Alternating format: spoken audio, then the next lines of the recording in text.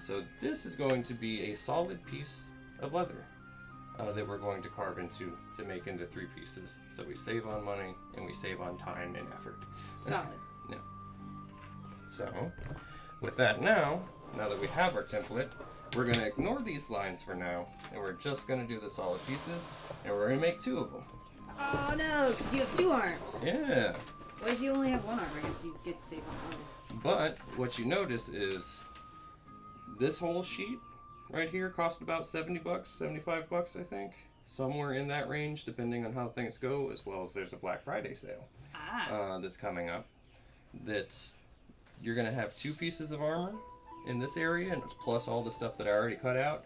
And then you still have the rest of this entire sheet to do literally whatever you want with. So you could probably, with this one sheet, if you only wanted to make arm pieces, which I guess if that's what you wanted to do, you could. Mm-hmm. You could probably make like at least 4 or 5 sets. At least, yeah. I'm thinking there's probably enough for maybe 20 in here or something. I mean, if I've never done that many before, but there's a lot of room here. Yeah, no, like I could lay on this, and I'm pretty sure this cow was bigger than me. Mm-hmm. I could have been wrong. Yeah, it could have been, yeah. And this is just a double shoulder. This isn't an entire piece of the cow. God, cows are fucking huge. They get bigger. So, Around cows. I don't know if you can. given the fact that we are working with black and brown dye, something fairly basic, as I said before, Okay. I'm not going to worry about using a Sharpie. Because Sharpies are basically leather dye in a pen. So, that's the reason why it stains your skin so well. Since we have oils and skin cells that peel away, it eventually goes away. But it stays really well because it dyes skin very well. So if you draw on this with Sharpie and you draw all over it, it's going to show up on your product. Okay. That's... So since I'm just doing the edges, I'm going to be cutting into the edges and I'm going to be beveling them so it will go away. Okay. As well as if you are drawing on something and it's the same color, you don't have to worry about it. Okay. But since this is going to be brown, but I'm covering over the edges, it should be fine. So if I didn't have the same color, what kind of pen would you suggest to draw on it? I don't know. I haven't tried it. You haven't tried it? Oh, Yeah. we gotta look that I up normally later. will just end up like using a pencil or something. Put in quotations. We'll Google this later. So there is kind of like some flappy edges here on the leather, so I'm going to be avoiding some of that Okay. and kind of going into the leather slightly, but not too much because we don't want to waste too much. I'm going to go right up to the edges here. Does the flappy make it harder? Basically it just makes it not lay flat on your Okay. skin as much. Ah. You can always reshape leather by watering it down, but that's gonna be a tutorial for another time. Look forward to the future video of learning how to water your leather. Don't even know what that means. So if you've ever played any like Resident Evil games or something where you have to manage your inventory and try and make everything fit into boxes, this is part of that game. So it can be kind of fun to figure out what orientation is best saving your space and your supplies. If you're a cosplayer and you use fabric, you might be accustomed to this, because this is how little fabric can I use to get this shape out of it. And I'm also using a very cheap piece of paper. Normally people might be using some sort of cardstock or something thicker, so the lines come out a little bit better, but I'm not too worried about it. I can tell you a trick from that from one of my good old theater days. When you put the paper down, you put a ruler and you follow the edge. Ah, yeah, I can see that. Yeah, little quick trick. Yeah, it's like I want to stack this up against like this or something, but I don't think I'm gonna get that, and I don't want to come too far into here, so I think I'm gonna have to just be okay with putting this somewhere like here-ish. Yeah. I'm thinking. Yeah. Yeah. No, I get it. This honestly, I had a job where we would cut shapes out of steel. Oh yeah. And it was my job to put the shapes on the plate of steel in the most efficient way. That's what this is reminding me of. So you were a blacksmith at one point. I was a blacksmith. I have many hobbies. I was really into steel. It was one of my favorite things. It's very powerful. it takes a lot of heat. Plasma. Do you know plasma exists on this planet? It's really cool. Oh, you wow. shoot it at steel and it melts it. So, I didn't work in the shop. I don't know the science. the next thing we're doing is a super fancy tool. It's just a box cutter. And if you have one that snaps off the tip, this is very important that the tip is sharp. The rest of the blade doesn't matter for this application at all. So as long as your tip is sharp, you should be fine. Are you do this freehand too? Oh yeah. Oh, you're so brave. I would totally use a ruler. So luckily enough, 7 to 9 ounce is actually pretty decently easy to cut through. I just do it once and then again. You can see the second time it's much smoother and it's already through. Dang! I'm not gonna lie, the fact that you didn't swivel or swave, Mm-hmm. I'm impressed. You've done this. Oh yeah, it takes a decent amount of practice. However, there are other tools that we will be using for strap making that you don't need. You can do this exact thing that I'm doing here, but it helps. All right. And it shows you something else that you can do, or that you can get for yourself to make the leather working easier for you, but it's not necessary. Do you ever use your scraps for decor or anything like that? I do use my scraps specifically for testing things and also for small things, like if I'm going to make something like this, to where this is stampable leather, to where you can stamp designs into it.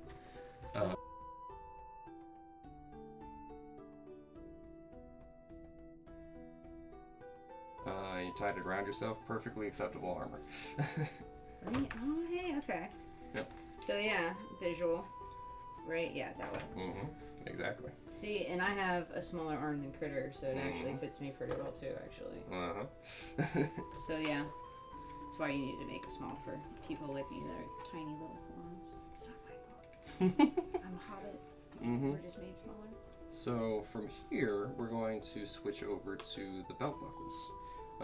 The belt buckles that we ended up getting, I'm trying to cut out some more leather, are this size, and I don't know how many I needed, so I got 8, just in case I wanted to do 4 on each side. But what I do now to scientifically tell how many buckles I want is I kind of just put them on here. I'm like, does this look good? Does that look crowded? Does this Yeah. look good? Because crowding can look pretty masculine and cool, you know. If you've seen some of the animations and stuff, they have straps all over the place. It looks dope. I was gonna say, if you watched any vampire, like what was it, Van Helsing with Hugh Jackman, they'd have straps, and I don't know where those straps go. Yeah, uh-huh. It's like, I don't know, what is that too? So with this, I'm going to say I like the look of 4, as well as the more straps you have, the better it holds onto your arm. Okay. As opposed to 3 will work. It would be fine, but I think that this is going to look cooler, and it's going to fit just a little bit better, but it is going to require just a slight more work. Alright, Just to alright. do something 4 times instead of 3.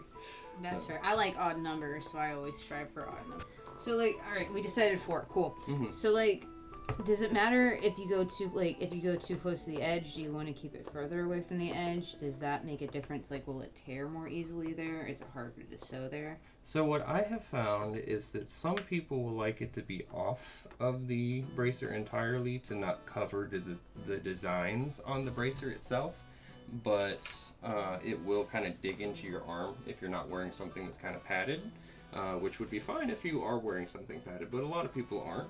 So what I prefer to do is kind of put it on the leather itself. Okay. And what I also like to do is kind of have the straps coming out this way, so that you can strap it yourself. If it's on this side, it's kind of hard to see what you're doing. That's experience. Yeah, 'Cause that's a lot of time that I've wasted in my life trying to figure that out. I've actually never done buckles. I've only ever done Done ties, stripes, and I'm yeah. like, Yeah. why have I never tried that? That's exactly it. It's easier and faster. It sounds like my teeth would really appreciate it. Yeah, you kind of need those. I don't know. Do we have dentists? I'm sure we have dentists. I'm sure we do somewhere. I in don't. some timeline. Oh my gosh. But what we need for those, of course, are going to be straps. So Oh, yeah. we need to figure out how big these are. So while the Tandy leather will advertise exactly how much. Yeah. Is that right? Yeah. Yeah. Good job. Yeah. I appreciate your. I'm great at math. I'm telling you. I mean, Oh, yeah. actually, I will guess probably about a ½ inch. Yeah. Let's see. So the entire thing is 3/4. However, you are correct in the fact that the strap itself has to be ½ inch. You can see that the entire thing, 3/4. The strap itself in between the metal is about ½ inch. Exactly. So we could do the same thing we did before, where we just mark a line, a couple lines technically, and then cut it out. However, we have a really fancy tool. You have a fancy tool? So we need 8 lines total. Yes. Yeah. Tandy Leather makes good quality buckles. They've never failed me. However, I've seen other pieces of armor where the buckles will just basically disintegrate. I don't know why they decided to use those, but Tandy Leather's buckles, good stuff. They use gold because gold's a weak metal. Yeah. I believe. Mm-hmm. The colonizers, man. Platinum all the way. So for straps, we're going to try and like loosely guess. We're gonna make them longer than they need to be, so we can cut them down if we need to. But I'm gonna say like half the distance of my arm or so, which we can make. You know what? We're gonna make it extra long. We're gonna make it 10 inches. So I was about to say your total one was 12, so you could just kind of subtract from that, can't you? Yeah. I'm still gonna go with 10, because we don't need the entire thing. We don't need 12. But we're just gonna take away a little bit. And as I said, longer is better in this regard, because we cut it down, and it's not that much leather. It's not that much extra. But we'll use another ruler. It's gonna be 10 wide. Let's see, do we want to save all of this? And we said that we wanted ½ an inch for a buckle. Yeah. We got 8 of those. So we need, what would that be? ½ an inch for 8. Mm-hmm. That'd be 4 inches Yeah. in total, as far as how many. I think so. Yeah, I think that's So, correct. That's 1 inch. That's 2 inch. Mm-hmm. That's 3 inch, and then that's 4. Yeah, so- If you ever need help doing math, use your product. Oh yeah. Yeah. And on top of that, once again, I'm very bad at math, but it was, 8 divided by 2 or 4 or however many divided by blah blah and multiplied by blah blah. But it wasn't that much. Is what I can say. It's not hard math. It's you can look at it. Yeah, you can just physically look at it. However, 10 by 4. We need to make a square of that. However, the tool that we're using, now that I think about it, isn't exact. So I'm going to add an extra ½ an inch, just in case. I have a question about blades width. 'Cause do you have to worry about blades width in between each one? Not really, not like with a saw or something. It doesn't really remove material. It really does just kind of split it. Okay. I guess I'm used to. I've also worked in a wood shop. Sorry, I've had a lot of weird jobs. Uh-huh. But because you always have to, when you're on a table saw, it's like, make sure you know what side that blade's on.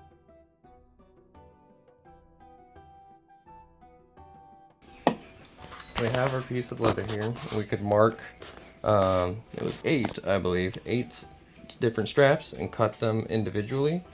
But this little tool has a razor blade on it, and this is adjustable left and right to where you can change the different size to what you want it to be. And you just push this through, and it should make it ½ an inch.